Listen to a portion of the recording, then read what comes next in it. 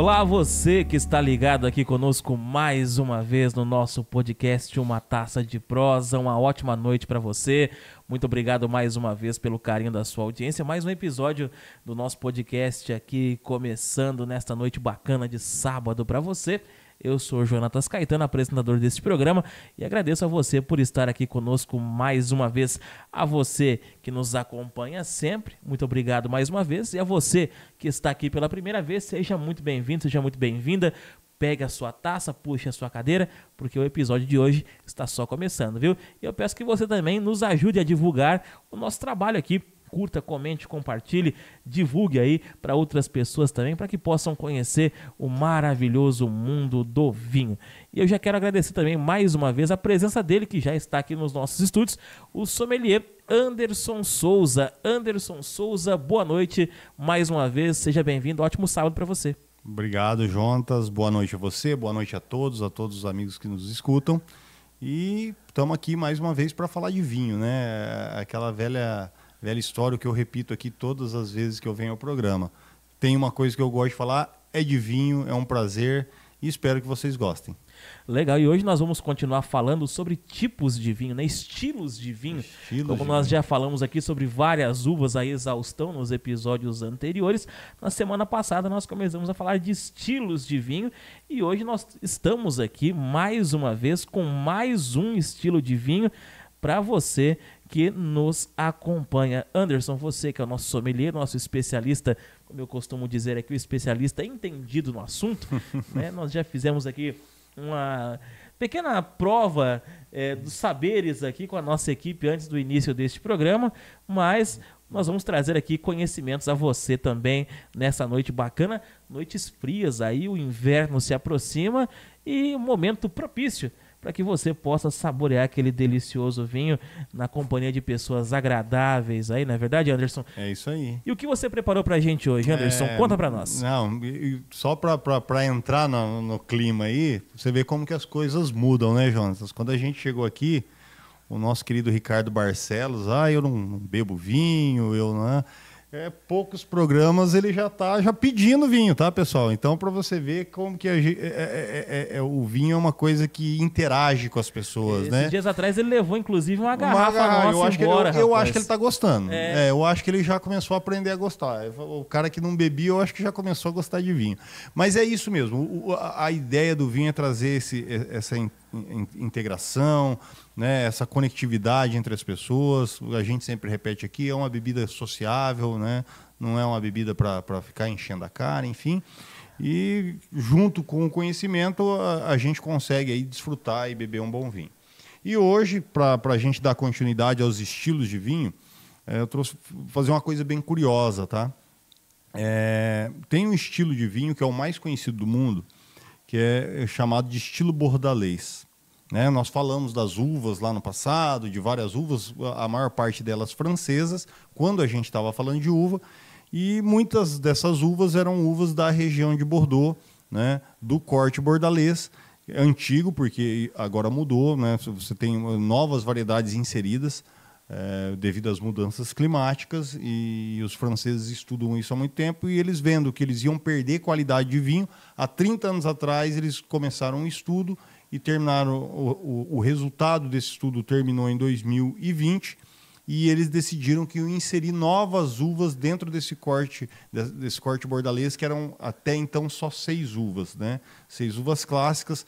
Esse corte ele tem mais de 150 anos, né? Vai fazer 150 anos, na verdade, e teve que mudar, né? Infelizmente ou felizmente. A ideia é continuar mantendo a qualidade dos vinhos. E os cortes bordalês se tornaram muito famosos dentro da história do vinho, né? A região de Bordeaux sempre foi muito importante nesse universo do vinho, e aí se criou um estilo próprio de uma região, né?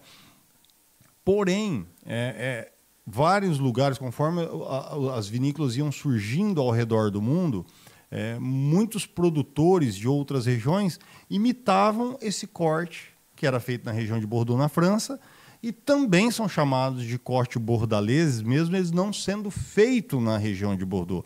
Na verdade, eles são estilo corte bordalês.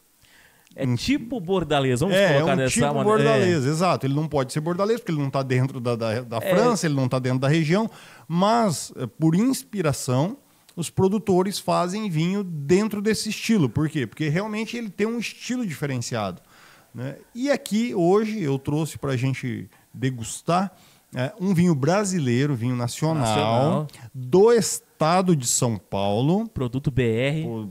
.br mesmo, né? De uma vinícola muito charmosa que fica numa cidadezinha do lado de Campos do Jordão. Não vou lembrar o nome da cidadezinha, peço desculpas por isso, mas eu sempre tenho dificuldade. Se você puder me ajudar, você está de óculos, dá uma lidinha aí que a gente pode passar essa informação. Mas é realmente uma vinícola muito bonita, do Marco Antônio e da esposa dele, que é a Célia. Cara, e a primeira vez que eu fui lá, eu provei os vinhos e realmente me encantaram. É um vinho muito bem feito, um vinho que tem uma qualidade muito grande. A gente já pôde ver isso no nariz, na boca, né? A gente já provou o vinho aqui, pessoal. Fizemos o teste aqui, olfativo. Em breve aí, também. Quem sabe a gente convida alguém, né, que participe.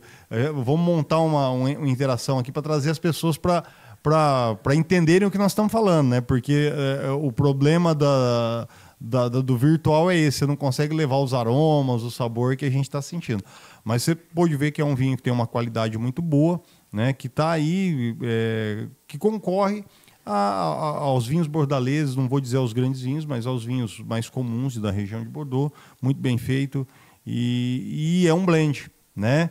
E eu trouxe aqui, estava explicando para o Jonatas, porque ele leu na garrafa que está escrito assemblage, né? E para quem nos ouviu aí, eu já falei sobre isso, né?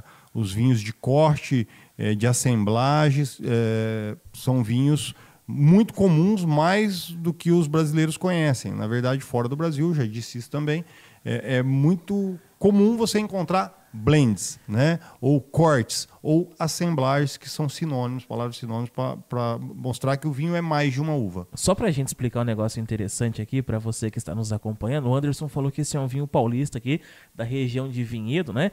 Onde fica ali... Vinhedo não, de Campos do Jordão. Campos do Jordão, é uma cidade perdão. vizinha, não lembro o nome da cidade.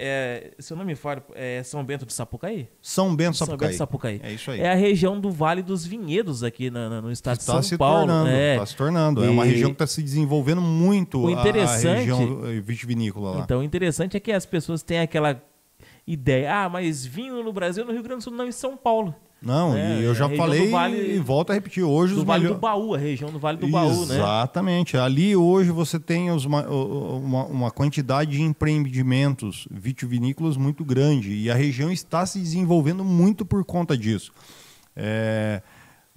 Existem cidades turísticas ali na região que estavam em decadência, como, né, a gente tem esses problemas em cidades turísticas. Por um momento ela passa por um período que recebe muita gente, depois isso começa a decair, acaba no esquecimento e depois retoma, enfim, né? Isso é comum. E a região ali está se tornando novamente muito bem frequentada, muito visitada devido a esses investimentos que estão ocorrendo em projetos. E aí o pessoal fala, mas é monta a vinícola, qual que é o poder? Não, a vinícola ela traz gastronomia junto, associada, ela traz hotelaria junto, associada, então você acaba movimentando outros fatores da economia. Exatamente, não é só por causa da vinícola, você traz muito investimento, muita curiosidade das pessoas, as pessoas estão dispostas a conhecer esse tipo de coisa. E ali, por estar muito próximo a São Paulo, capital, né? E é muito importante a gente falar isso. Menos de 100 quilômetros, né? Não, dá mais, eu acho que dá uns 150 quilômetros, mais ou menos. Coisa, né? Mas é perto, né? E o que acontece? São Paulo é uma cidade à parte porque você tem lá na região metropolitana de São Paulo 20 milhões de habitantes. Então é uma coisa gigantesca, é um país, né, em poucos metros quadrados. E quando chega final de semana, essas pessoas simplesmente querem sair da cidade de São Paulo. E muitos, os apaixonados, os amantes dos vinhos, o que eles faziam? E eu conheci muita gente que fazia isso. Pegava um avião na sexta-feira em São Paulo, ia para Mendonça, na Argentina, para passar o final de semana para visitar uma vinícola, para ter um visual diferente e tal.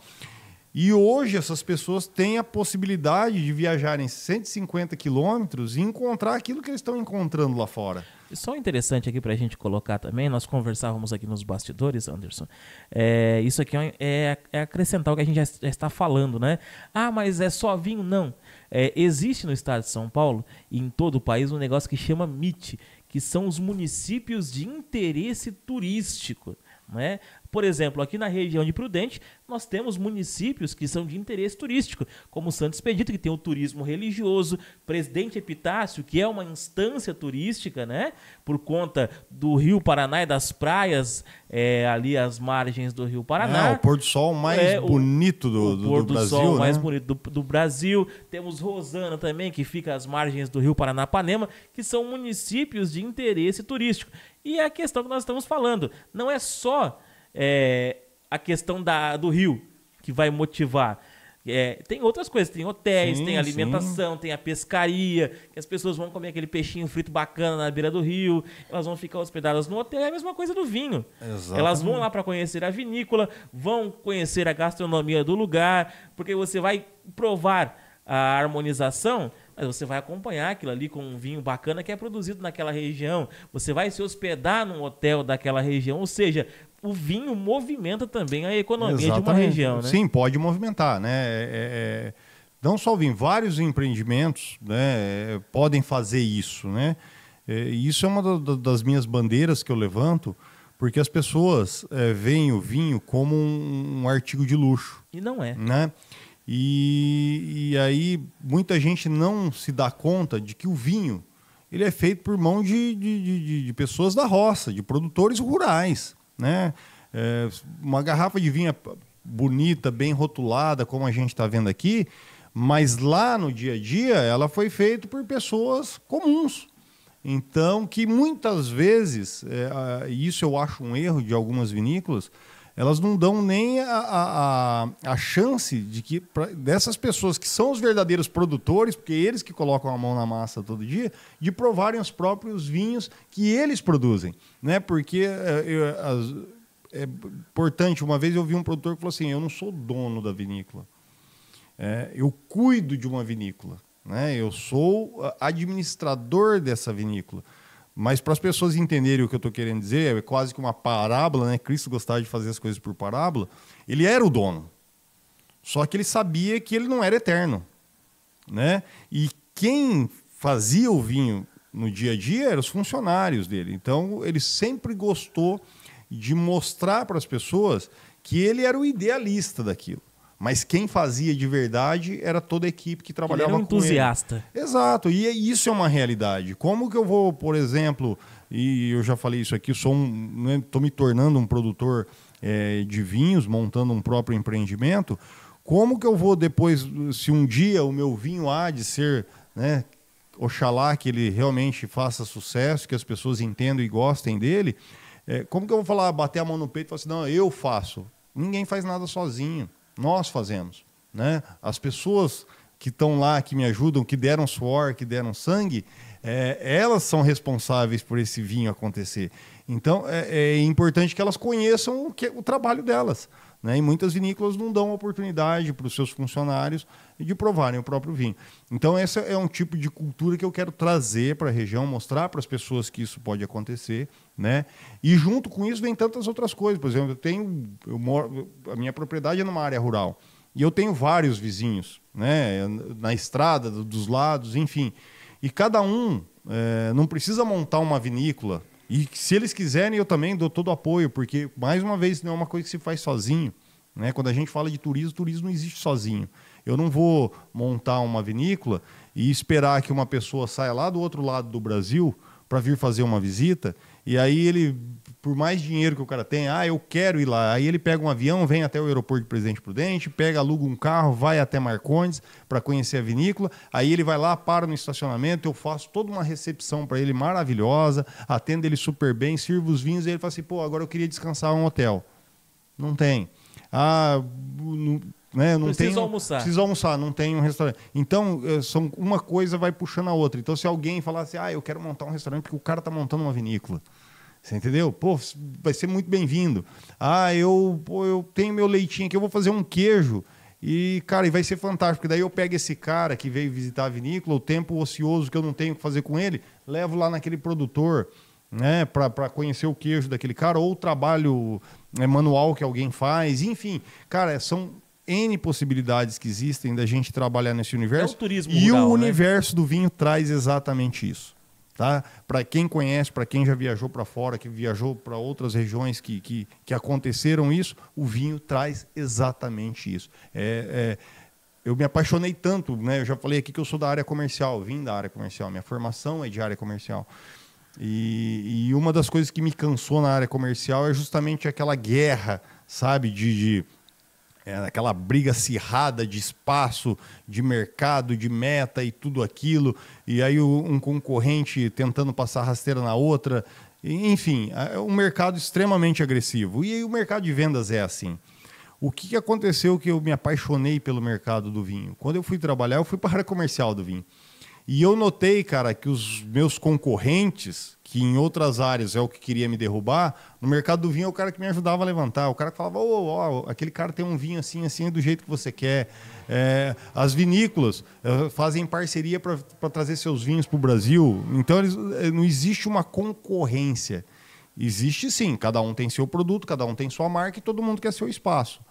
Mas ninguém briga para tirar espaço do outro. Ao contrário, todo mundo se ajuda para inserir, para transformar isso num espaço maior, né? Então, são lições que o mundo do vinho foram me dando e que eu quero levar isso com essa cultura, com essa, né, vindo aqui fazendo um programa com você para poder falar de vinho, né? A gente fala pouco de vinho, fala tudo que envolve. De tudo, cultura, mas geografia, mas, história. Mais uma vez, nós vamos falar para as pessoas. É esse o universo do vinho. Se você sentar numa mesa de apreciadores, né, e de degustadores e de profissionais do vinho, ninguém vai ficar falando, olha os aromas, né? Ai, que coisa. Cara, o assunto é esse. Lá. O cara vai falar assim, pô, eu tomando esse vinho aqui, eu lembrei que uma vez eu estava com um amigo num restaurante, pô, e a comida era maravilhosa. E um dia a gente visitou um lugar que era fantástico. E um dia tava uma galera que foi uma noite maravilhosa. Cara, vinho é isso. Você entendeu? E esse é o poder da coisa. Claro que tem as partes técnicas, e eu sempre gosto de falar, cara, coisa técnica deixa para quem é técnico. Então vai fazer uma discussão técnica, deixa se reunir numa mesa os profissionais que vão fazer isso, e aí eles vão rodar a taça, e não que não precise rodar a taça, né? Mas de uma forma correta. Eu não preciso ficar procurando 1000 aromas num restaurante. Eu não preciso de um momento desse que a gente está batendo papo aqui, ficar toda hora, olha, você sentiu, Jonatas, o aroma das flores orvalhecidas das manhãs frias do inverno de Presidente Prudente? Cara, não precisa não dá, disso, né? não dá. Não Isso é chatice, né? E, enfim, o que a gente precisa não é curtir, é fazer com que o vinho seja um veículo para que a gente tenha uma conversa, para que a gente tenha um debate, para que a gente tenha ideias, para que a gente discuta as coisas que realmente vale a pena serem discutidas. Legal, você que está nos acompanhando aí, né? E mais uma vez a ressalva que nós sempre trazemos aqui, o vinho, e assim como qualquer outra bebida, ela é feita para ser apreciada. Beber, você bebe água. Exatamente. Tá? Nós não estamos aqui estimulando a embriaguez, nós estamos estimulando aqui um consumo saudável, com consciência, né? Até porque nós estamos aqui cientes da situação, né? Tem muitas pessoas que exageram também, né, Anderson? Não, mas nós estamos um problema, aqui, né? É um problema. Nós estamos aqui para trazer uma informação, a prestação de serviço para você. E hoje nós estamos fazendo isso aqui também com esse vinho, né, que o Anderson nos trouxe, BR para variar, né? Vinho brasileiro. Cara, eu sou um defensor dos vinhos nacionais. Defenda os valores nacionais, a produção nacional. E as pessoas têm muito preconceito por falta de conhecimento. Então eu vejo muita gente, vinho brasileiro não. Claro que a gente tem um período da história que a gente teve, e isso é histórico, e a gente nem pode falar mal, e a gente depende desse mercado ainda, de vinhos de baixa qualidade quando comparados a vinhos de uvas viníferas. Já expliquei isso aqui, nem vem ao caso, mas a gente teve esse período. Mas hoje a gente tem aí ótimos vinhos com produtores sérios e de norte a sul. Isso é a coisa mais fantástica, né? Hoje o Brasil, e não que o sul não seja importante, é muito importante, ainda é o maior produtor, mas novas portas estão se abrindo, né? O estado de São Paulo, Minas Gerais, Rio de Janeiro, Espírito Santo, Brasília, tem vinícola em Brasília, projetos lindíssimos. Então, isso vai dando cada vez mais alternativas para que a gente não precise ir para uma Europa. E não estou desestimulando ninguém a deixar de viajar. Se você quiser, vai. Mas, por exemplo, aquela pessoa assim, eu nunca vou ter dinheiro, e eu não gosto muito de usar essa palavra nunca, mas tem gente que usa, e eu estou só exemplificando aqui. Mas, por exemplo, para mim é muito difícil ir para uma Argentina, para uma Europa. Gente, a gente tem projetos maravilhosos no Brasil. Mas o Sul é muito longe. Pô, é longe, mas nós temos projeto em Apucarana, no Paraná. Temos projetos aqui em Ribeirão Branco, Penápolis, Ribeirão Preto. E Alfredo Marcondes? Em breve, Alfredo Marcondes. Essa região que a gente falou de Campos do Jordão, Amparo, Itapira, Espírito Santo do Pinhal. Aí você cruza o estado, você chega, o estado de São Paulo, chega em Minas Gerais, você já tem Andradas, que é a primeira cidade. Tem projetos belíssimos em Andradas. E aí você vai subindo. Então, assim, hoje o Brasil realmente se descobriu como consumidor, né? E esse a gente precisa aumentar isso ainda, e não aumentar o consumo das pessoas, mas aumentar que mais pessoas consumam vinho. E as pessoas têm que saber que isso existe. Né? É muito bacana isso. Eu sou entusiasta mesmo. Eu torço por todos os meus amigos que produzem vinho, todos aqueles que têm coragem de colocar, porque esses dias eu ouvi ali na cidade de Marcondes ali, eu cheguei numa padaria e tinha duas pessoas conversando, e uma falou assim: você viu que tem um cara aí, um maluco aí, que disse que vai montar uma vinícola. E eu, escutando a conversa deles, eles não me conheciam, e eu fiquei ali só para assuntar. E assim, eles não estavam falando mal. É que na cabeça deles, por não entenderem o que eu estou fazendo aqui, eles acharam que eu sou um maluco. E é o que acham de toda pessoa que vai montar um negócio desse. A gente sabe, é assim que as pessoas pensam. Só que depois que a coisa está pronta e está acontecendo, aí as pessoas se surpreendem, né? E isso é comum. E eu não julgo as pessoas por pensarem assim, mas o que elas precisam é realmente abrirem os olhos. As coisas vão acontecendo, e às vezes está acontecendo dentro do quintal da sua casa e você não consegue ver, né? E depois, lá na frente, fala: nossa, olha, eu perdi a oportunidade de acompanhar isso aqui desde o começo, né? Enfim, mas hoje o Brasil está crescendo muito, e mais uma vez eu me orgulho dos produtos brasileiros, eu levanto essa bandeira. É uma historinha rápida. Eu trabalhei para uma vinícola bem famosa, francesa, né, chamada Lafite Rothschild. E dentro da Lafite, aqui no Brasil eu trabalhei, e dentro da Lafite eu fui empenhado em buscar vinhos nacionais, né, para que a gente tivesse um portfólio de produtores e conhecimento de vinhos nacionais, para que se futuramente, e aí eu enxergo a visão dos franceses, eles já enxergavam isso. Franceses, maiores produtores de vinho do mundo, de qualidade, enfim, de volume. Já uma hora está em primeiro, outra hora está em segundo, mas é um dos maiores produtores de vinho do mundo. E o proprietário dessa empresa falou: Anderson, eu quero que você me monte um portfólio, eu quero conhecer o vinho brasileiro, né? E, cara, e aí você vê que a gente não deve nada para ninguém, né? E aí, enfim, depois entrou a pandemia, acabei saindo da empresa, o projeto parou, mas esse é um vinho que eu levei para esse produtor francês provar, cara, e ele se admirou. Tanto que ele chamou o dono da vinícola, porque ele queria conhecer quem era o cara que fazia esse vinho, né? E o Marco Antônio foi lá, a gente esteve lá, até tentamos negociar alguns vinhos para que a gente fizesse distribuição, mas na época não era de muito interesse, até porque eles têm uma produção uma promoção, uma produção muito restrita quando você fala de fazer exportações de um vinho, né?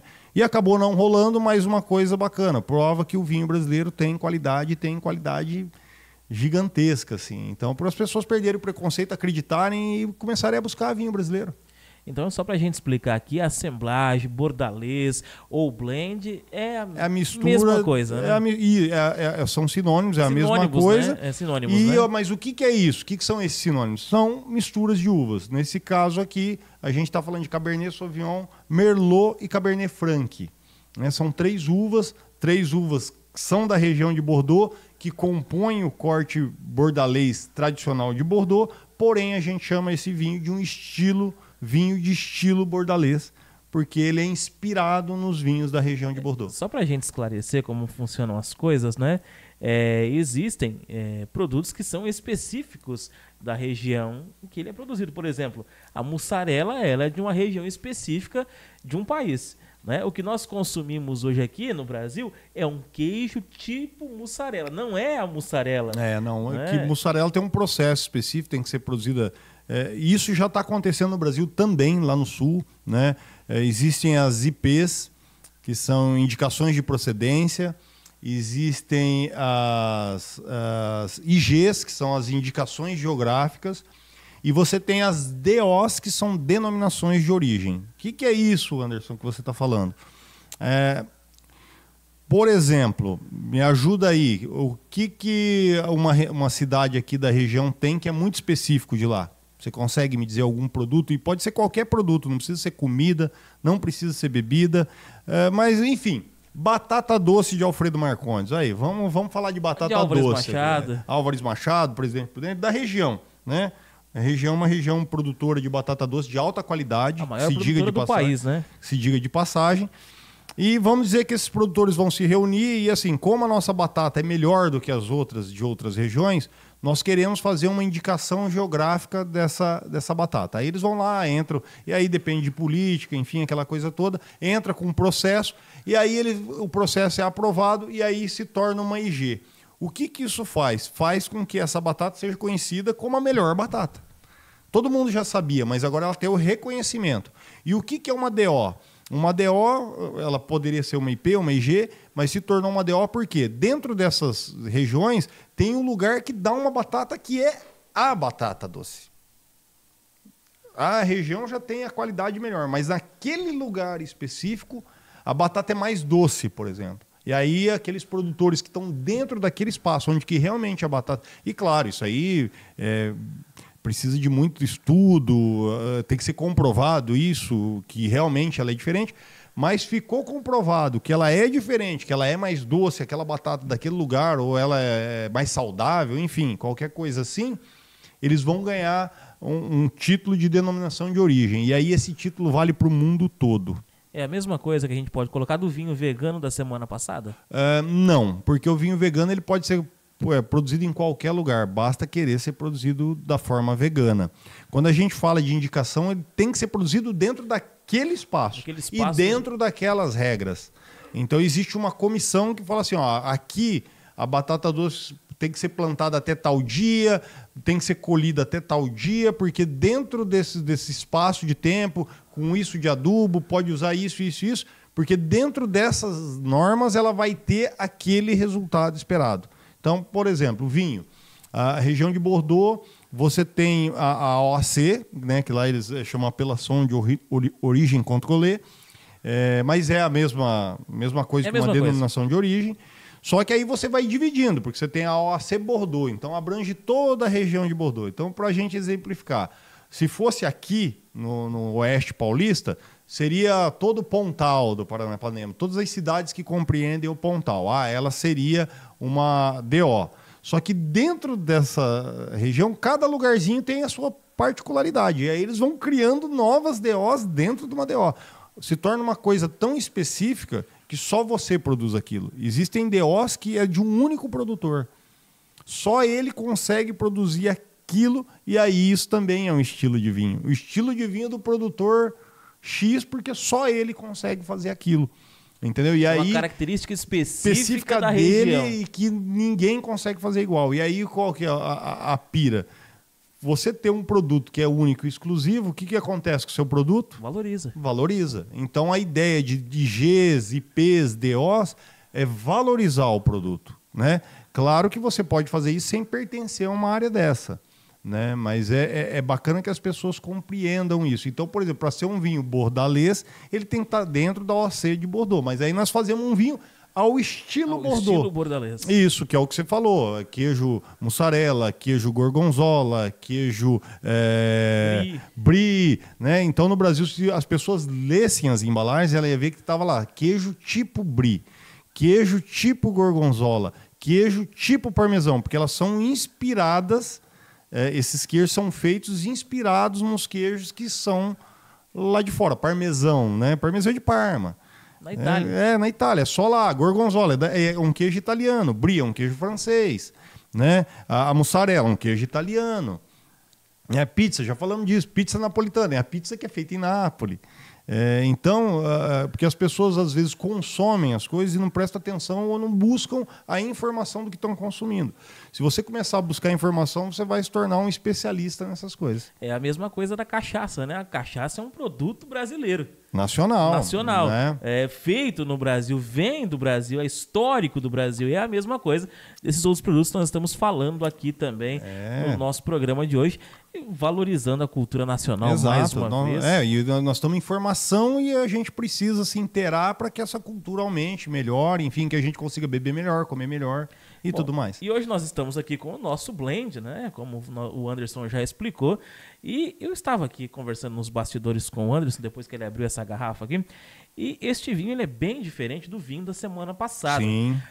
A primeira característica que eu observei aqui, eu não sou especialista em vinhos, tá? Tá se tornando um. O Anderson é sommelier, eu sou jornalista, não tem nada a ver com Já dei a ideia, né? Vou falar, vai virar um jornalista de vinho daqui a pouco. E o interessante é que aquele vinho que nós experimentamos semana passada, um vinho também de origem nacional, né? Um vinho vegano, que o Anderson trouxe, ele explicou na semana passada a questão da filtragem. Diga lá, Anderson. Vinho chileno. Vinho chileno, perdão. Me corrigiu aqui. Não, porque falou nacional, da semana passada era um vinho chileno. Vinho chileno. Vegano. E tem a questão da filtragem também, que nós explicamos aromas, sabores, cores. E a primeira característica que eu, né, como leigo nesse assunto, que eu posso me colocar dessa maneira aqui nesse programa, que eu observei, é que aquele vinho da semana passada era um vinho bem mais claro. Sim. Né? E nós olhamos o vinho que nós estamos aqui provando hoje, Anderson, me corrija se eu estiver errado, porque você que é o entendido do assunto, ele é um vinho mais para tonalidade rubi, mais escuro do que o vinho da semana passada. Não, e perfeito. Os vinhos, essas são as diferenças dos vinhos, né? Então, o que acontece? Aquele era um vinho, lembra que eu falei que era um vinho jovem, né? É um vinho para ser tomado rápido. E aí é um processo. Você tira a cor do vinho, está na casca. Em vez de você deixar a casca por um período muito longo na fermentação, né, você tira essa casca e termina a fermentação e faz um vinho jovem com acidez maior e ele vai ter uma cor menos intensa e tal. Aqui nós temos um vinho e outra, antes de falar desse vinho, importante, cada uva tem uma cor de intensidade de casca, né?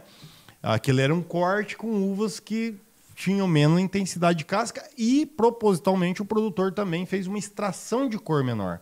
Aqui já é um vinho que eu quero guardar ele por mais tempo. Se você olhar, é uma safra que não é tão jovem, né? E esse vinho é um vinho bem vivo. E o que acontece? E aqui o produtor, para fazer um vinho de guarda, ele precisou extrair o máximo da cor possível daquela uva. Então aí você tem uma intensidade de cor maior do que o vinho da semana passada. E às vezes pode ser até das mesmas uvas. Vamos supor que aquele vinho fosse o mesmo corte desse, Cabernet Sauvignon, Merlot, Cabernet Franc. Mas eu queria fazer ele no estilo de vinho mais jovem. E aí eu vou lá e deixo a casca por menos tempo em fermentação junto com o mosto. Eu quero fazer um vinho que tenha uma intensidade de cor maior, eu vou lá e coloco, deixo essa casca até o final da fermentação e às vezes até prolonga, fica até por meses dentro do tanque em contato, que eu vou extrair o máximo que eu puder daquela cor. E aí eu vou ter uma cor de vinho mais intensa, né? Aqui eu tenho um vinho mais encorpado, aqui eu tenho um vinho mais alcoólico, enfim, aqui eu já tenho um vinho que é realmente um vinho para ser guardado por mais tempo. Quanto tempo, Anderson? Esse vinho me ajuda aí, Jonas. Está de 2016, se eu não me engano. Isso. Em 2016, nós estamos em 2023, já tem 7 anos. É um vinho aí que eu falo para você que aguenta mais uns 5 anos tranquilamente. Pode guardar. Um vinho jovem Mais tempo não aguentaria. Não aguentaria. Já teria morrido em 2016. E aí, olha que coisa curiosa. A hora que eu abri a garrafa e a gente fez aqui a primeira leva de nariz, né? Primeiro contato com Primeiro ele. contato. O que apareceu nesse vinho foi muito gostoso. E eu vou falar o que o Jonatas falou, que ele fica sendo humilde, mas ele pegou e falou, esse vinho tem aroma doce. Né? E olha que loucura. Você coloca o vinho na boca, ele é extremamente seco. Mas ele remeteu uma doçura. E aí que eu falei para você, a doçura era do quê? Você lembra? Baunilha. Baunilha, isso. Né? E aí isso mostra que esse vinho teve passagem por barrica. Né? Essa baunilha, um pouco de coco. Então, quando você sente esses aromas mais adocicados, às vezes são da própria uva, mas muitas das vezes é da madeira que esse vinho passou. Então ele mostra que ele passou por madeira. Então o vinho vai se mostrando para nós. Se você colocar ele no nariz agora, você vai ver que aquela baunilha já não está tão intensa quanto estava no início. Ele já mudou. A fruta vermelha que você sentiu, que ele falou aqui corretamente, ameixa, ele é o cara, eu não sei não, ele está fazendo curso por fora e não está querendo me pagar. Mas enfim, ele descreveu o vinho, não precisei nem falar nada. Então, por quê? Porque realmente esses aromas estão na taça, estão nesse vinho. Né? E um vinho muito agradável, muito gostoso, que tem uma intensidade muito boa. E aí eu queria perguntar para você, que é o dito leigo, que gosta de ficar na humildade, o que você achou desse vinho, Jonatas? Olha, na minha humilde opinião aqui, né, é um paradoxo. Apesar de ser um vinho com um aroma muito doce, quando você coloca ele à boca, ele vem aquele toque seco do Cabernet Sauvignon. Isso, a secura. Mas aí você teve um outro detalhe que você falou, que eu fico de feliz. Taninos. Aí, ó. Você vê que coisa bacana. Por quê? Porque esse vinho deve ter uma quantidade de uva Merlot que traz essa maciez, que traz esse acabamento, que traz essa finesse para esse vinho. Então, você vê como que ao pouco tempo que a gente vai conversando, né, você já consegue ir evoluindo, sentindo esses aromas, sentindo essas percepções. E isso, para mim, eu já estou contente, Jonatas. Eu acho que eu já ganhei aqui todos os dias que eu participei, vendo que você tem tido uma evolução para isso. Isso é o que importa. E a nossa equipe também estava aproveitando esse momento, né? Enquanto trabalhavam aqui, nós estamos aqui trabalhando, a nossa equipe também está participando dessa degustação, que é muito bacana esse momento aqui. E é o paradoxo mesmo, como eu falei aqui. A gente que já estudou aqui com o Anderson, a Cabernet Sauvignon, que é uma uva que é carregada de taninos, que traz aquela sensação de amarra na boca, que fica por mais tempo aquele sabor, mesmo tendo a Cabernet Sauvignon, ela, apesar disso, ela não tem aquele tanino marcante, ela é mais suave. E né? olha que engraçado. É doce. E tem uma carga de tanino grande. Esse vinho tem bastante tanino, só que é um tanino macio, fácil, agradável, né? Que já mostra também essa evolução, mas isso se deve muito à uva Merlot que está nesse corte. Então é por isso que se misturam uvas, gente. Não é porque eu catei o resto do que sobrou de uma uva, da outra. Ou que sobrou de um vinho lá, misturou e fez um catadão. Isso é uma das maiores mágicas do universo do vinho. Você pega o que uma uva te deu de bom, e aí pega o que a outra uva te deu de bom, mistura isso e aí vai do estilo, mais uma vez, que a gente está falando de estilo, do estilo do vinho que o produtor quer fazer. E aí quando ele chega numa determinada proporção, ele falou, é isso aqui. E aí o que eu fiz? Eu peguei um bom vinho, peguei um outro bom vinho, misturei e fiz um ótimo vinho. Só uma questão importante a ser observada, toda essa mistura ela é bem calculada por aquele que está produzindo, né, Anderson? Sim, sim. Não é o famoso não é aleatório. a olho, né? Despeja aqui. Não. Um pouquinho mais desse aqui, ou um pouquinho menos desse outro aqui. E é uma loucura, cara. Quando você vai fazer, você vê produtor que está na época de fazer o corte, fazer o blend, claro que aqueles produtores mais antigos, aqueles enólogos que já têm uma bagagem grande, né? E isso é uma coisa importante se falar. Se um enólogo trabalhar 40 anos numa vinícola, ele vai conseguir fazer 40 safras. Ele só tem uma vez por ano a oportunidade de fazer isso. E a vida toda 40 vezes. Então, assim, o cara tem que realmente entender do que ele está fazendo para não fazer caca. A palavra certa é essa. Porque eu também posso querer inventar alguma coisa e pegar um vinho bom com outro vinho bom, misturar os dois e fazer um vinho pior do que os dois eram. Isso também pode acontecer. claro que a ideia é sempre elevar e melhorar esse vinho, né? E os bons, o que diferencia um bom, né, enólogo é justamente isso. É aquele cara que tem essa percepção de conseguir pegar duas coisas e transformar numa coisa melhor. Por isso que se faz os cortes. E eu acho muito bacana esse vinho, porque ele traz todas essas características, cores, sabores, os aromas que são marcantes, apesar de serem doces e ter muito tanino. O tanino é suave e é complexo, né? É Exato. muito complexo. O que a gente busca no vinho de qualidade, o que a gente busca no vinho de qualidade, e ao mesmo tempo que tem muita complexidade, é simples de entender. É fácil de tomar. Perfeito. E é isso. Eu acho que é isso que a gente precisa entender. É o que o produtor quis nos mostrar. E aqui fica muito claro, né? Ele quis trazer um vinho realmente que, nesse universo, a gente chama de vinho elegante. Um vinho muito elegante. O senhor é muito elegante, viu, seu vinho? Parabéns. Prazer, dona Brandina. Muito elegante. Mas é isso, Jonas. Então, para você ver que, às vezes, o básico nos surpreende, né? O dito básico, né? Que de básico aqui não tem nada. A gente tem realmente um bom vinho de boa qualidade.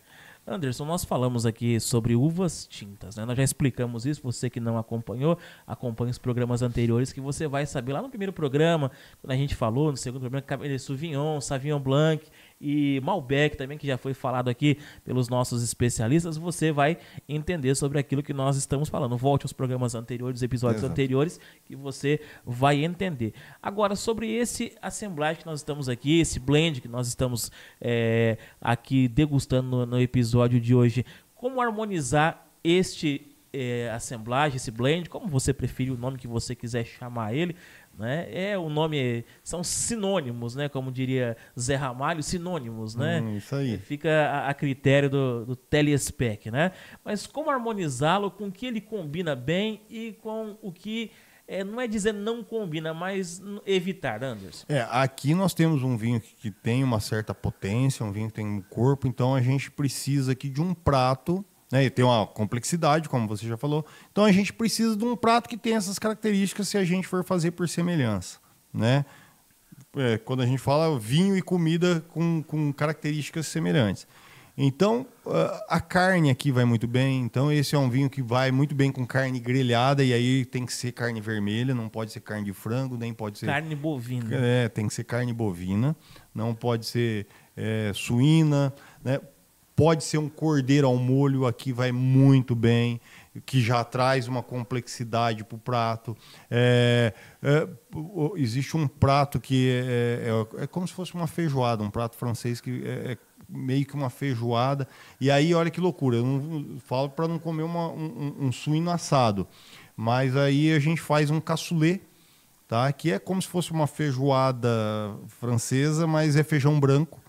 Ela não fica tão potente, mas se torna uma coisa bem complexa, e esse vinho iria muito bem com esse prato. Pato, né? E aí eu começo a falar algumas coisas que às vezes as pessoas não estão habituadas, mas esse é um vinho que pede pratos mais complexos. Então, um arroz de pato... Mais sabor. Um pato ao molho, enfim, cairia muito bem com esse vinho, né? Coisa que não combina, sushi. Comida oriental, não vai bem. Então não adianta eu querer... hoje eu vou pedir uma comida japonesa e vou abrir um vinho desse. Não vai dar certo. O vinho é seu, comida é sua. Se você quiser fazer, faz o que você quiser. Uma indicação é que não vai dar muito certo. Mas às vezes tem gente que teima e fala, não, eu comi o sushi, tomei o vinho e estava gostoso. Bacana para você, né? Enfim, né? Aí vai brigar com a ciência, porque tecnicamente isso não é possível. Mas eu não vou discutir, porque, mais uma vez, o vinho... Cada um com seus cada um. E a comida dele, ele faz o que ele quiser, né? Mas seria essa aí minha dica de harmonização. Um churrasquinho, uma linguicinha bem temperada, né? Uma carne grelhada, e aí pode ser um entrecô, pode ser um contrafilé, né? Um filé mignon já não indicaria, porque aí é mais magra, precisa de uma gordura. Uma costela talvez seja muito para esse vinho, né? Então, tem que saber dosando as coisas. Saber dosar. É um vinho que tem potência, tem tudo, mas ele não é um vinho extremamente potente. Então, eu também não posso usar uma carne super gordurosa, né? Posso ir para essa parte de uma moela, né? Uma moela, eu adoro moela. Quem gosta de moela? Eu amo moela. O Jonas não gosta de nada. Uma moelinha de frango refogada com com tempero, com ervas, vai ficar uma delícia com esse vinho. No caso, por exemplo, de uma picanha, vai bem? Varia bem, não diria que fosse. A picanha é uma preferência nacional, mas ela é uma carne que a gente diz que ela é meio simples, né? Ela tem gordura, ela tem ali, mas é uma carne que não tem muita complexidade. É boa, daria certo, né? Mas eu iria mais para um entrecô, né? Uma carne, um corte ali, um miolo de alcatra, é uma carne que tem assim uma complexidade maior. Então essa é a dica de harmonização de hoje? É isso aí, simples e reto, como eu sempre gosto de fazer. Bacana, e para você bem acessível também, né? Vai lá, e cada um, mais uma vez, faz aquilo que o bolso permite, não queira fazer loucura. Você não vai comprar um pato, um cordeiro, se você não tem condições. Não, e outra, e se também não gosta, não adianta querer fazer. Mas eu sempre indico que as pessoas experimentem as coisas. Eu trabalhei com um pessoal que, nesse universo, que ele falava assim, quando a gente provar uma coisa 100 vezes e falar que não gostou, aí realmente você não gostou. Né? Então, eu acho que a gente tem que estar sempre aberto a provar e como que eu vou entender... Às vezes, como que eu consigo fazer uma boa harmonização se eu nem conheço os pratos? Então, eu preciso entender, eu preciso conhecer para buscar aqui na minha memória, para falar, isso aqui é legal, isso aqui não é legal, enfim. É isso, vamos provar, pessoal, vamos nos deixar experimentar.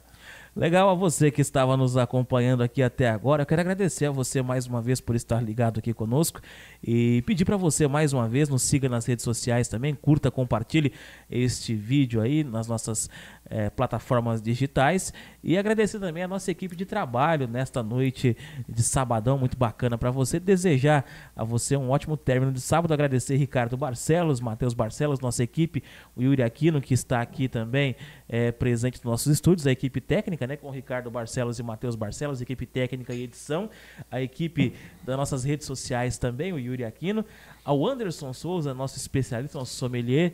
Anderson, muito obrigado mais uma vez pela sua presença. É um prazer estar aqui. Um ótimo fim de semana para você. Para você e para todos que estão nos ouvindo, desejo aí um ótimo final de semana. E mais uma vez, bebam vinho com consciência, com prazer, para alegrar o seu dia, para trazer boas memórias. E é para isso. A você que esteve nos acompanhando aqui até agora, um ótimo sábado para você. Muito obrigado a você, muito obrigado, Senhor Jesus, por mais esta oportunidade. Amém. De nós estarmos aqui. Eu deixo para você a frase do meu saudoso amigo Walter Rabelo, que hoje mora no céu. Queridos amigos, creia no Deus que criou o homem e não no Deus que o homem criou. Até o próximo episódio, se Deus quiser. Tomara que Ele queira. Tchau. Fiquem todos com Deus. Até semana que vem. Saúde para você.